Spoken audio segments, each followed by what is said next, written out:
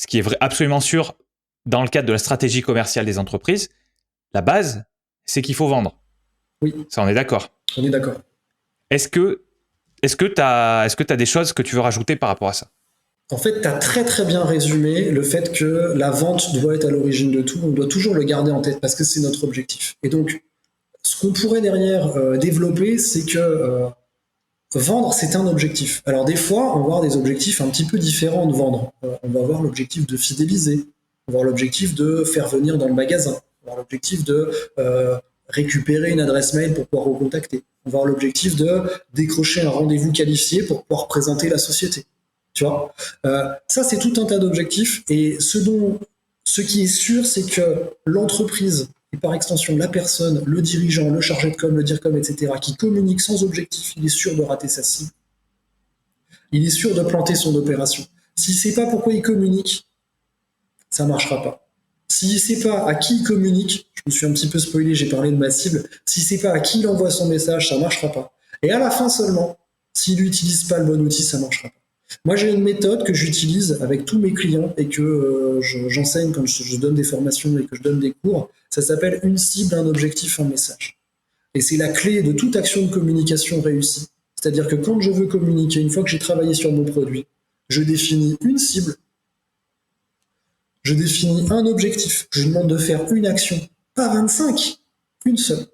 Et derrière, je définis un message. Je te donne un exemple, ce que ça veut dire. Si j'essaye de communiquer à tout le monde, ça marche pas.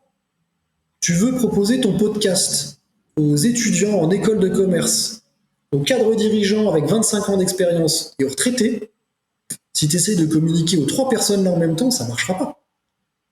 Parce qu'ils n'ont pas les mêmes attentes, tout simplement, ça paraît évident. Mais pourtant, quand je fais un message et que je fais une pub Facebook, je l'envoie à tout le monde.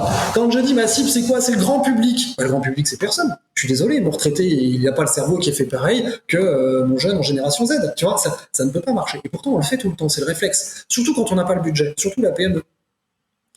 Derrière, une cible, on va définir un objectif. Parce que si mon objectif, c'est, alors, monsieur le client, il faudrait que, déjà, vous veniez dans ma boutique, que vous achetiez mon produit, que vous me laissiez votre adresse mail pour que je puisse vous recontacter dans ma newsletter, que derrière, vous en parliez autour de vous, parce que ce serait sympa si vous me rameniez vos proches, qu'en même temps, vous m'envoyez un courrier avec vos coordonnées pour que je puisse mettre en place un CEPA, et à la fin, si vous pouviez, en plus, racheter chez moi la semaine prochaine, ça m'arrangerait bien. Ça marche pas. Alors encore une fois, cliché qui tâche, hein, mais c'est assez logique que si tu demandes au mec de faire 15 trucs, il fait rien. Donc tu demandes à un mec, le cadre avec 30 ans d'expérience, de faire une action, remplir un formulaire pour participer à ton webinar. Et à la fin, tu vas faire un message pour lui demander de faire ça. Parce que c'est pareil, si tu fais un message trop général, principe fondamental, le podcast qui va changer votre vie, ouais, bon, bah super, mais tu vois, ouais, pour qui, pourquoi, à quoi, etc. Non, si c'est pour les jeunes, apprenez, découvrez pourquoi est-ce que vous êtes au contact de professionnels expérimentés qui vous passent votre savoir-faire. Vous allez prendre 10 ans en une écoute. Vous prenez 10 ans d'expérience en une écoute. Ah bah ça c'est intéressant, moi je veux l'expérience, ça c'est bien, c'est super pour moi. Et le vieux de 50 ans, mettez-vous au contact d'entrepreneurs experts de leur métier.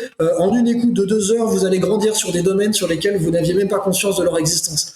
Ah, ça me permet de faire ma veille, c'est vachement bien. Et le retraité, restez en lien avec les problématiques du moment. On vous parle de société, on vous parle de tendance, on vous parle de jeunesse, on vous parle de ce qui se passe dans la vie. Profitez-en pour vous documenter sur les petits bruits qui derrière deviendront des grandes tendances. Voilà, t'as même un slogan.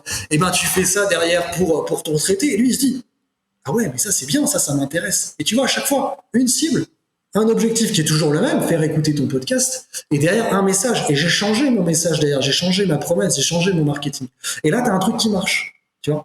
Alors que si tu fais ton truc général comme tout le monde, bah, tu touches personne.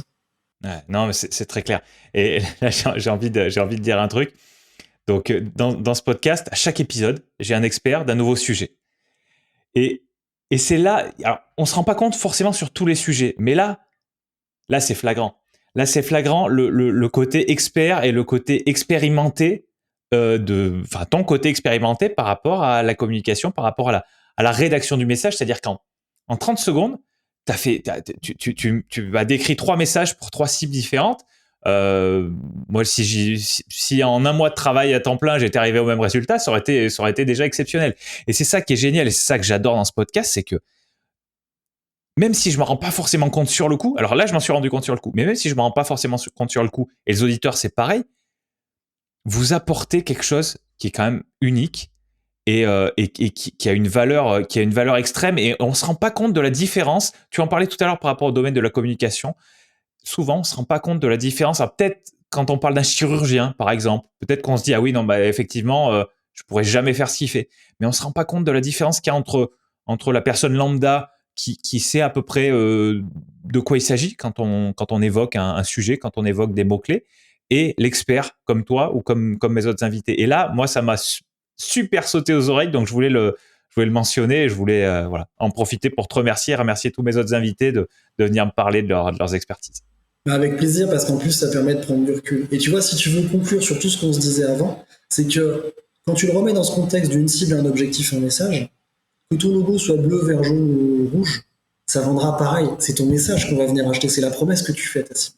Et c'est là que tu prends du recul sur toute la manière qu'on a de voir la communication habituellement, en se disant, je suis sûr que, mais comme tout le monde, nous aussi, on a passé des heures à dire le logo idéal, on le met en bleu, on le met en rouge, on met un hexagone ou un machin, et on y a passé des heures, et c'est normal, et ça fait partie de la... On a besoin de faire ça, parce qu'on a besoin d'être fier de ce qu'on fait. Mais à la fin, aujourd'hui, je le sais, notre logo aurait été rouge, ça n'aurait rien changé. Il est de quelle couleur d'ailleurs? Il est bleu, parce que j'aime bien le bleu.